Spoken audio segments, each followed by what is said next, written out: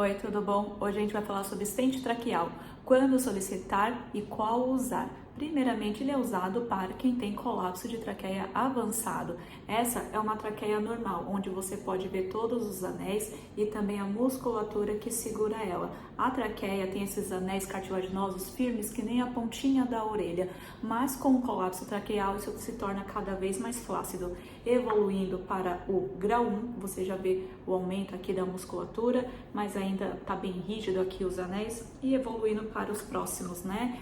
Grau 2, grau 3 e aí também, por último, o grau 4 de colapso de traqueia, que a gente consegue ver maior diferenciação, né? A gente tem um fechamento muito grande da traqueia e principalmente aqui nos anéis traqueais, a gente já não consegue ver tão bem divididinho que nem o de uma traqueia normal. Bom, vamos para a primeira dúvida. Quando que é indicado colocar o stent traqueal? Isso vai depender bastante. Qual que é a regra? Para quem tem dificuldade respiratória e já tenha passado pelo tratamento oral e inalatório, precisa ter feito o tratamento prévio, tá bom? Ele normalmente não é a primeira escolha, a não ser uns animais que ainda não sabiam, estão na emergência, mas normalmente, via de regra, para quem tem dificuldade respiratória e já faz um tratamento previamente. E quando que isso vai acontecer? Lá pelo grau 3 e grau 4. Por que vai fazer essa diferenciação? Normalmente quem tem colapso de traqueia não tem só o colapso de traqueia, pode ter alterações na laringe, na parede dorsal da faringe, também tem problemas no pulmão, como broncomalácia, colapso brônquico. Às vezes você vai pegar um animalzinho com grau 3 de colapso, mas ele já tem esses dois problemas associados, ou se não algum outro desse um pouco mais grave, e ele vai precisar colocar o stent traqueal. Às vezes você vai pegar um animal com grau 4 que ainda não esteja precisando colocar o stent. Então, por isso, a regra é para quem tem dificuldade respiratória, para quem não consegue mais respirar, porque essa traqueia está fechada, tá bom? E se for por causa de tosse, muita tosse, isso não é uma indicação para stent. Lembrando que a traqueia, quando chega nesses estágios, ela está altamente inflamada, ela sempre está inflamada e por si só, isso já causa tosse. Quando a gente coloca uma prótese de stent, qualquer uma das duas, a gente está colocando um corpo estranho aqui nessa traqueia e isso vai gerar tosse e, se bobear, mais tosse que ele tinha do que quando ele chegou, tá bom? Então, lembrando, o uso do stent é para quem tem dificuldade respiratória após o tratamento clínico, tá bom? Agora a gente vai falar aí sobre os dois tipos de stents que a gente tem no mercado. A gente tem um stent que chama extraluminal. O que eu quero dizer com isso? Esse aqui é o lúmen da traqueia, né? É por aqui onde passa o ar. Esse stent, ele passa uma espiral em volta da traqueia, ele é feito sob medida, né? E quais são os prós e contras desse stent? A primeira coisa é que ele é mais barato, né? Dependendo do lugar onde você vai fazer, por volta de 5 ou 7 mil reais para mais ou para menos. Isso vai depender do local que você faz, cidade que você faz, profissional, qual que é a estrutura envolvida em tudo isso. E normalmente o animal fica aí de 1 a 2 dias internados, né? O que acontece? Quando a gente passa esse espiral em volta dessa traqueia, lembrando, normalmente é nos estágios finais, essa traqueia ela tá muito flácida, ela parece uma gelatina. Quando é colocado esse espiral em volta, como que a gente faz? É uma cirurgia invasiva. A gente vai abrir essa região, expor a traqueia do lado de fora. E aí é o primeiro cuidado, né? Aqui do ladinho da traqueia passa o nervo laringo recorrente. E o que é muito citado nos trabalhos é que esses animais, durante a colocação dessa prótese, podem sofrer ali, acabar colocando a mão em cima desse nervo ou até mesmo pressionar ele durante a cirurgia, e esses animais depois desenvolverem paralisia de laringe 1, 2 semanas após a colocação desse stent, tá bom? Então tem que ter muito cuidado com esse nervinho. A traqueia é exposta do lado de fora, coloca-se o espiral em volta e faz alguns pontinhos aqui para conseguir segurar essa espiral. E aí que tá o problema, né? Essa traqueia já tá muito flácida, ela já tá muito gelatinosa. Às vezes esses pontos, eles não seguram, né? E aí eu tenho que ter cuidado também. Quando a gente passa pro lado de fora, principalmente essa musculatura, às vezes ela não segura tão bem os pontinhos. E esse músculo pode acabar adentrando, que nem tá fazendo aqui, e ficar nessa região de uma forma permanente. E aí você vai fazer uma obstrução que tá sempre acontecendo. Então tem que ter muito cuidado. Então, pro é que você não precisa ter um profissional tão especializado. Alguns cirurgiões gerais fazem esse tipo de cirurgia, o que eu não recomendo. Faça com respiratório, tá bom? E ainda mais se você tiver acompanhamento antes com o pneumologista para fazer toda a informação durante o procedimento e após o procedimento para dar continuidade ao tratamento, porque ele não termina ali no momento da cirurgia. Você fazendo com cirurgião respiratório e fazendo com acompanhamento de um pneumologia, essa cirurgia vai ter um pouco mais de sucesso, apesar de todas as complicações que são descritas, que são esse espiral, ainda mais porque pode soltar alguns pontinhos, até mesmo por causa da agitação desses pacientes, lembrando que normalmente colocamos em sua maior parte em Yorkshire, em Spitz, que são animais agitados. Esse stent aqui ele pode acabar migrando, né? Ele pode ir mais para frente, pode ir mais para trás, ou até mesmo perfurar a traqueia desse animal. Pode ser que até que quebre, esse é um relato que eu não ouço muito, mas isso todo pode acontecer. Ele é um corpo estranho, ele pode causar mais tosse ainda, ele pode causar granulomas e inflamação, e com essa inflamação pode gerar contaminação e aí fazer também uma infecção. Normalmente esse stent aqui eu não faço uso dele, eu acho que ele tem mais contra do que prós com relação a ele, tá bom? Mas a gente consegue fazer numa clínica, normalmente, principalmente uma que seja 24 horas, porque esse animal fica internado e o custo é bem menor, né? Agora a gente vai falar do outro stent, que é o stent intraluminal. Ele vai vir por dentro da traqueia, tá? É como se fosse um guarda-chuvinha, a gente coloca por dentro e aí ele se expande e abre a traqueia para ficar do tamanho que ela era antes, né? Com esse stent, ele é mais caro, ele tem que colocar dentro de um hospital, porque nós temos duas técnicas. Uma é a técnica que é feita com o fluoroscópio. O fluoroscópio, ele é como se fosse um raio-x dinâmico, ele vai fazendo imagens ao vivo, então o cirurgião olha lá dentro onde ele está posicionando e ele vai ver na imagem no fluoroscópio. Fluoroscópio normalmente temos em hospital, por isso que o valor já acaba subindo um pouquinho, né? E aí normalmente se faz com um cirurgião respiratório, não é muito colocado pelos cirurgiões gerais, e se eu não me engano só tem uma pneumologista que faz esse tipo de procedimento também. A gente coloca com o fluoroscópio, vê onde que vai colocar certinho por ele, também é feito sob medida, tá bom?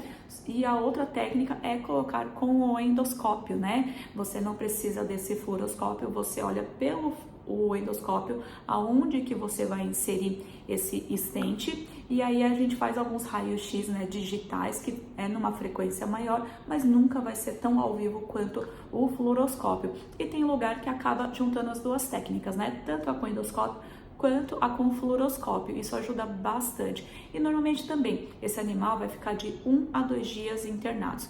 Normalmente problemas com relação ao stent costumam acontecer 1, 2 semanas após a colocação dele. Normalmente não é no momento da colocação, tá bom? É mais depois, porque na hora que você coloca, você tá abrindo essa via aérea, então é sempre uma boa coisa. Mas o pós-cirúrgico, 1, 2 semanas depois, é que pode acontecer o problema. E daí, qual que é o pró e o contra desse stent? O pró é que é uma cirurgia não invasiva, vai ser colocado por dentro aqui, né? Vai abrir a boquinha do animal, vai entrar lá na traqueia e vai expandir. Não tem corte, não tem sutura, não tem nada, né? Mas hoje ele acho que é o melhor que a gente tem.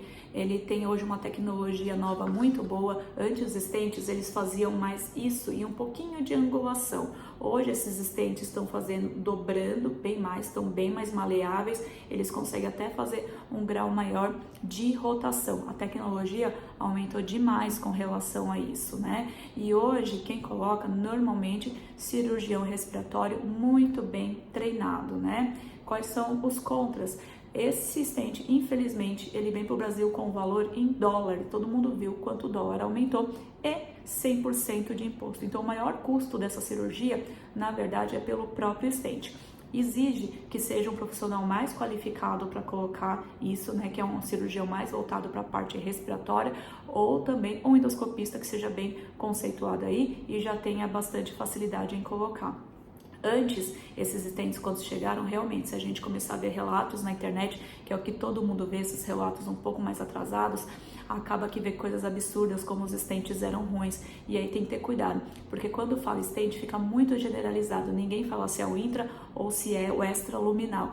cuidado, talvez esses relatos que vocês estejam vendo é esse extraluminal que coloca pelo lado de fora e não o intraluminal, né? Antes tinham as dificuldades, assim como tudo que se vai aprendendo, mas hoje as pessoas que estão colocando o stent intraluminal, esse que vem por dentro, já estão aí há um bom tempo fazendo isso, aprimoraram bastante a técnica e aliado ao fato do stent estar melhor. E aí surgiu uma peça fundamental há 2, 3 anos atrás, que é o pneumologista, aquele que vai tratar antes, deixar esse animal bem desinflamadinho, apto a receber o stent. Vem o cirurgião pontualmente, coloca o stent e depois essa manutenção é feita também pelo pneumologista. Antes, a gente não tinha profissional tão bem treinado para colocar o stent, não existia uma pessoa que conseguisse chegar na parte correta do momento para colocar esse stent, não fazia uma desinflamação boa, não fazia o melhor protocolo durante a cirurgia e também o pós não existia, né, com o pneumologista. Então, acabava que diminuíam as chances mesmo, mas hoje, com tudo isso associado, as chances de sucesso estão crescendo cada vez mais. Bom, vamos falar lá dos contras. Mesma coisa que o outro. Ele pode causar fibrose, ele é um corpo estranho, o animal pode acabar tossindo mais do que tossia antes. Isso daí pode acabar inflamando e causando aí uma infecção.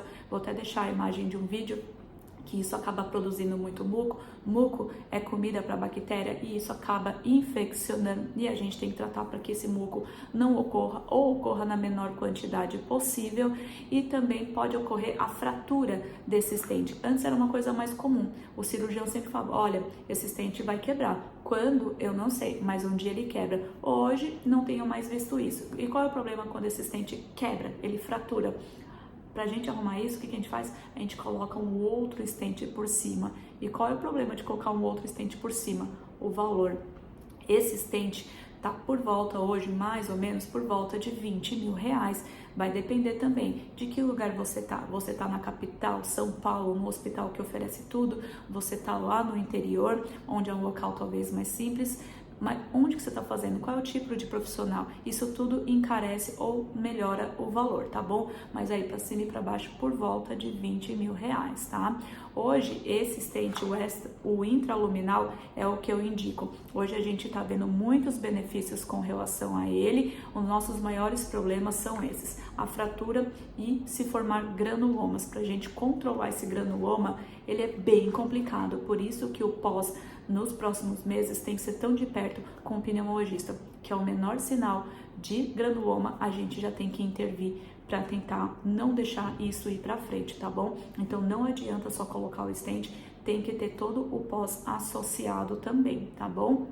Bom, e agora vamos falar com a questão dos valores. O que eu indico é o intraluminal. Eu não faço uso desse extraluminal, mas aí tem a pessoa que vai falar, mas Yara, eu não tenho dinheiro para colocar esse de 20 mil reais, e eu entendo, né? Mas sendo que ambas as partes estão de acordo e sabem os problemas que vai dar, doutora, essa é a única chance que meu animal tem. Se ele não colocar, ele não vai mais respirar. Vamos tentar esse porque é o que eu posso pagar. Se os dois lados estão de acordo, que entenderam que a situação, que o stent extraluminal tem muito mais complicações e pode levar até o animal ao óbito, e vocês concordaram que era isso ou nada, tudo bem, mas desde que entenda muito bem isso daí, porque lembrando, quais são os problemas desse stent? O maior fator dele é não ser colocado por um profissional que é especializado só nisso. Então tenta diminuir as chances de problemas aí fazendo com um cirurgião respiratório, né? Isso já vai ajudar bastante. Mas com esses dois stents hoje, os animais estão respirando melhor, vivendo por mais tempo, principalmente agora com os stents novos. Vamos ver quanto que isso vai aguentar, mas a qualidade de vida para esse animal é outra. Mas eu queria deixar um adendo. Muito cuidado para quem você vai solicitar. Tutor, o que eu te dou assim de conselho? Se for solicitado que coloque um stent traqueal, como vocês viram, não é barato. Você tem que ir com um profissional certo, né? Senão você vai jogar todo esse dinheiro no lixo e vai fazer seu animal correr um risco muito grande. Sempre, para a colocação do stent, passe com o pneumologista para ele realmente atestar que seu animal está na fase de colocar, ele vai desinflamar todo bonitinho para ele receber esse stent. Infelizmente hoje, muito animal é diagnosticado por um raio-x, e às vezes esse raio-x sai com algumas imagens falsas, principalmente quando tem sobreposição dos membros, quando a angulação não foi feita da forma correta e ainda realmente não está na fase das medicações. E quando eu digo medicações, eu não tô falando nem de condroprotetor e nem de um anabolizante, tá bom? Eu tô falando das medicações que são descritas lá nos nossos artigos. Eu, por exemplo, anabolizante e condroprotetor, repositor de cartilagem, eu nem faço uso, porque isso não está descrito em nenhum trabalho, tá bom? São os tratamentos que estão nos nossos trabalhos científicos. Tem que ter passado por isso. Por isso, passe num pneumologista, porque diante de toda essa conta aí, o pneumologista vai ser desse tamanho, mas pode fazer toda a diferença. Até hoje, de todos os pacientes que foram encaminhados para mim, falando, olha, Yara, precisa colocar um stent, que realmente precisava de stent, até hoje, foi só um. A maior parte deles, ou ao menos nem era colapso de traqueia, ou nem estava na fase ainda para receber o stent traqueal, tá bom? A pneumologia, ela é muito nova. Infelizmente não tivemos isso na faculdade. E agora estão surgindo os primeiros profissionais e toda essa informação está chegando.